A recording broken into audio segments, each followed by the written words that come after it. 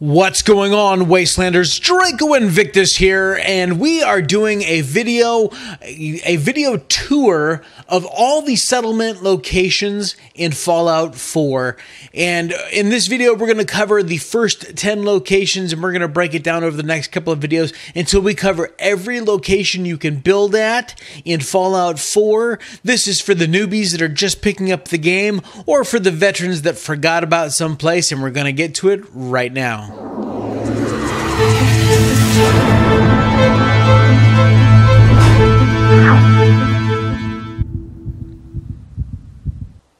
Alright, and like I said, we are going to be showcasing each of the build locations for settlements found in Fallout 4. And I'm going to be covering everything except for home plate, because I don't view home plate as a settlement. It is a player home, so I am not really going to talk about it much more than that. We are standing in the very first settlement build location that you are going to find in the game. This is Sanctuary Hills, for those of you that do not know. And if you don't know, you must not have played this game or seen a single video at any point, because this is pretty much the starting location for the game, and here we are. Now, there's some very interesting things. I'm going to talk about some pros and cons of most all the locations, and I'm going to try and keep this as concise as possible. Now, Sanctuary Hills is a large settlement. You could pretty much all of that, all the way down to the water over there, all the way over there. That's all build area. That's a lot of build area. Now, of course, I'm going to be talking primarily standard game, no mods. So, because there's mods for, settlement extensions, to push the borders out. You can scrap more things, all those things. I want to talk about someone that just picked up this game for the first time. They started playing and went, what the hell am I got myself into? The settlement building thing seems kind of cool, but I don't know what the hell I'm looking at. So that's what I'm going to talk about here. Now, big pros for Sanctuary Hills. One of the big things is that Sanctuary Hills is one of two settlements in the entire game where you have every workbench available to you from the get-go. So you have your armor workbench, your power armor, your weapons. The chem station is over there behind that yellow house, and then the cooking station is over behind that, in front of that house over there. Other than the robot workbench that you get from the Automatron DLC, every workbench can be found in Sanctuary Hills, and like I said, there is only one other settlement in the entire game that offers all of those. The rest of them you're going to have to build, and you need to pick up, the first perk of the... I think it's the first perk. It may be the second one? Well, it may be... No, I think the second one is for stores. Shit, I don't know. Anyway, you need a perk to build the rest. I guess I could figure that out real quick, huh? Come on, go into build menu. There we go. Let's get out of here, out of there. It may not tell me over here. Let's see, and I want crafting. Yes, it is local leader rank 2. That is what you're going to need to build those crafting stations. So, yeah. And level 14, I believe, is 14, 15, somewhere around there is when you can open up rank 2 of local leader. So you're going to have to level up quite a bit before you can build other stations. That is why Sanctuary offers all of the workstations from the get-go. All right, so let's keep this as concise as possible, and our next stop is going to be the Red Rocket Truck Stop. All right, welcome to the Red Rocket Truck Stop, and this is pretty much the second build location that you would find in... Sanctuary is just right there over the hill. But this is a much smaller build site. Of course, you can't scrap this big old gas station. So it's very limiting, very challenging. That's not necessarily a bad thing, because if every settlement was huge, then it would be kind of boring. These are going to offer you some challenges. This is the second of all the, 34, 35, somewhere around there, in all the game DLC, all of that. this is the second state or second settlement that offers every single workbench. So Sanctuary and Red Rocket, that's it.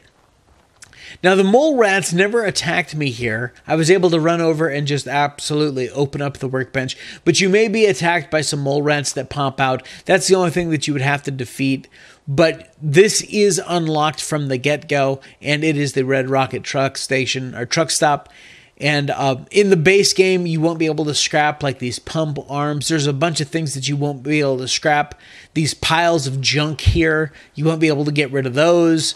So while I encourage everyone to use mods responsibly, you may want to try playing through this game and building settlements like it was intended originally, even though there are some major screw-ups in some of these settlements that we'll talk about in a little bit. All right, let's jump over to our next location, and that is going to be Abernathy Farm, just over the hill here from the Red Rocket. All right, here we are at the Abernathy Farm, and the Abernathy family, which consists of the daughter and the dad and the mom's around here somewhere, they run this place, and it's a great farming location. Now, one of the interesting things about Abernathy Farm is down here at the bottom of its build area, it is one of the tallest build areas in the entire game. It's like 22 stories tall. That's really frigging tall. Now, of course, once you get to the high end of the property, it's only like 18 or 19 stories, but it's a lot of build space. I've done some great builds here at Abernathy Farm, and yeah, there she is. This is Connie. Sorry, we're not hiring. Try down at Warwick Homestead. Connie is actually also a vendor, so you can buy some stuff from her. So that's that for Abernathy Farms. And let's zoom out here, see what we got. We'll probably cover all of these, and that's about it. All right, so I guess the next one we'll hit is the 10 Pines Bluff. All right, welcome to 10 Pines Bluff. Now, 10 Pines Bluff is a more challenging settlement location. It's a small footprint. It is, and I don't know why. It's not like the game has to render a bunch of buildings, you know, because downtown Boston's right there. Stop coming at me. He wants to talk to me and give me his Radiant Quest, and I'm not interested right now. Now, you can't scrap like these little walls here. You can't scrap this house. You can't scrap these walls in the base game. I'm going to stop saying in the base game. When I say that you can't scrap that stuff, that's why. Now, you can accept the Radiant Quest from these guys and go take out the Raiders at Corvega, or if you want to be an evil bastard, you could just kill them and take over. That is an option. And you can't move them until you unlock the... oh, crap, what is it called?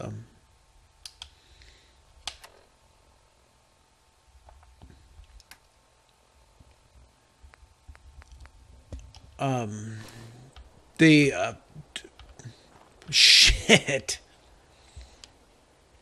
It is called the, oh my God.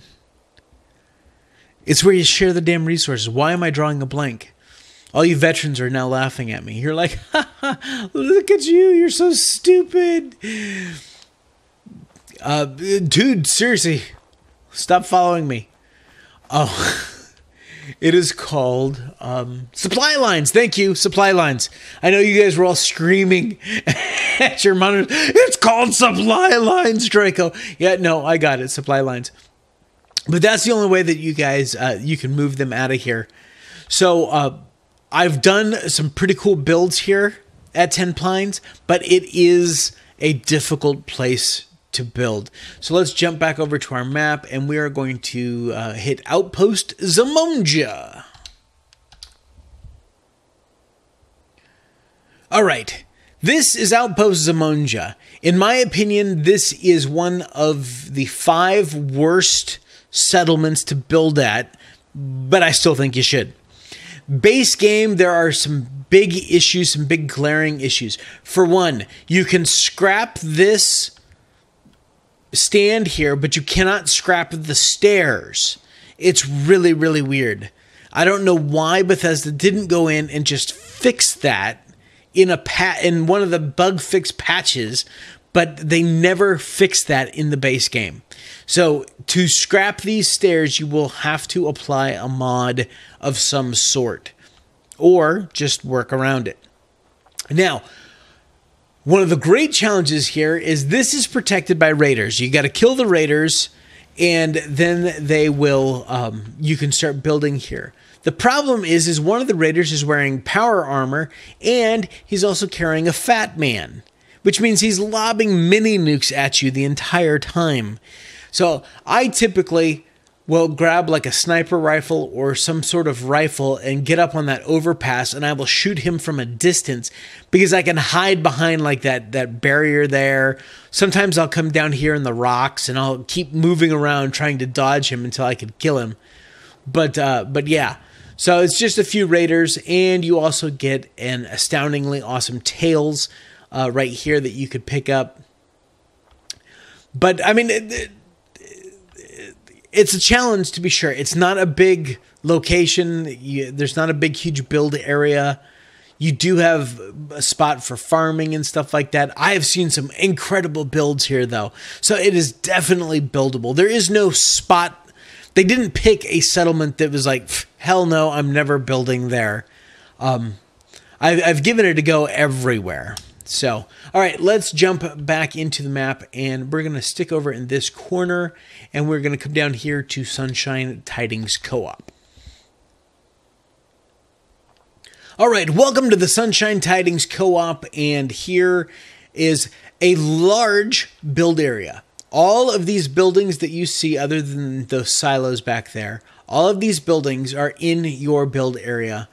And for the most part, if I can get up in here, I mean, you could, replace all these and put down mattresses and beds, and you wouldn't have to build a whole lot to make this a functional settlement. Because most all of these buildings, you could put stairs. Yeah, see, you could fix these. Well, not fix them, but you could make it so that the settlers could get up in here and use all of this. And the robot wandered off. There is a robot that wanders around here, but once you unlock it, if you don't engage him, he does kind of wander off. And I think he wandered off to die. So basically, to unlock this settlement, all you need to do is kill some ghouls and some rad roaches, and the settlement is yours. You typically will get this settlement as a Radiant quest for I've always gotten it from one settlement, and that will actually be the next settlement that we check out, which is... No, it is Oberland? Yep, Oberland Station. Typically, if you have not unlocked the Sunshine Tidings Co-op, you will get a Radiant quest from Oberland to go check it out. That's how I've always gotten it, when I didn't just walk over there and claim it. But let us stick up in this corner here, and we're going to head over to the Starlight drive-in to check out that settlement. And if you guys are new to Fallout, maybe you just picked up the game because it's on sale or something like that, make sure to subscribe, click the bell notification. I do a lot of Fallout videos. Check out my Let's Build and Let's Play videos for Fallout 4, because I do a lot of build videos and give you guys some great ideas, hopefully, to help you with your settlements. All right, this is the Starlight Drive-In. And it is it's a decent size settlement. Now, of course, you can't scrap the screen or scrap the big old building here, but you can scrap all these cars and stuff. This water is usable after you clear out all the radiation barrels. I don't know why there's actual radiation barrels there. That doesn't necessarily make sense to me, but whatever. You can scrap those and then use this water supply for your settlement. Once you get here, there's going to be a bunch of mole rats that pop out of the ground. Kill all them. Come over here. Unlock this door, and that gets you access to the workbench so that you can start using this as a settlement. I have done some incredible builds there. This is actually one of my favorite locations to build settlements because it's pretty decent size. It's pretty flat, and there's a lot that you can do. As a matter of fact, I'm thinking about getting one of my friends is doing a build challenge here at Starlight, and so I'm thinking about getting in on his build challenge.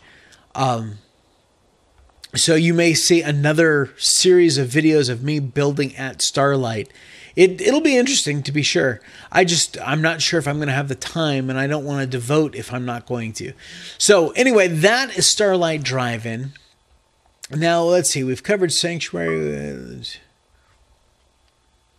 All right, well, we can't go into Covenant, but at least we can go to Covenant, and we will take a look at that. All right, welcome to Covenant. Just like the sign says. Now, Covenant, you have to actually complete a quest called Human Error or wipe out all the settlers. That's the only two ways that you're going to get this as a settlement. One of the interesting, and I have done neither with this character, so I haven't even gone in to Covenant yet. And I'm not going to take the time to worry about that right now. The interesting thing about Covenant is that this is a settlement that you could run as it sits. Maybe build a couple workbenches and stuff like that. But all of the homes in Covenant, as you can see, the roofs are intact. There's no holes in any of the roofs or any of the walls or anything like that. This is a true settlement in the fact that there are people living in there right now. You could wipe them all out or do the quest line and use this as a full settlement. So if you're kind of interested in the whole building aspect but don't want to dive in head first and just start with an empty spot like someplace like Starlight, Drive-In, this may be a great location for you because all the houses are already built. There's already beds in there. So Covenant is a great location. It's not a huge build area. There's not a whole lot of room on the other side of those walls to build much of anything. And the settlement size is pretty much the size of the walls. So that is Covenant. All right. I think we are going to cover maybe, we'll say two more. We're going to cover Taffington Boathouse, and then we will cover Grey Garden. And that will cover everything in this little quadrant here. So let's jump over to Taffington Boathouse. All right. Welcome to Taffington Boathouse. This is a challenging build because of the huge hole in the roof up there. Excuse me. It isn't a huge build area, but for survival mode, if you're doing survival mode, this is a great location for a settlement because you can get a crap ton of water purifiers in this water area, which the purified water will certainly help you out in survival mode. So, and it's pretty much protected by blood bugs and blood bug hatchlings. And you kill them, and you can then turn this in your workbenches right there. I'm going to stay away from the house because I hear a radio on. But anyway, you can, like I said, this is not a huge build area. It does offer its challenges with trying to fix the roofs and stuff like that. But it's certainly a great, viable location, kind of in the middle of the map. If you look, it's certainly in the middle of the northern half of the map.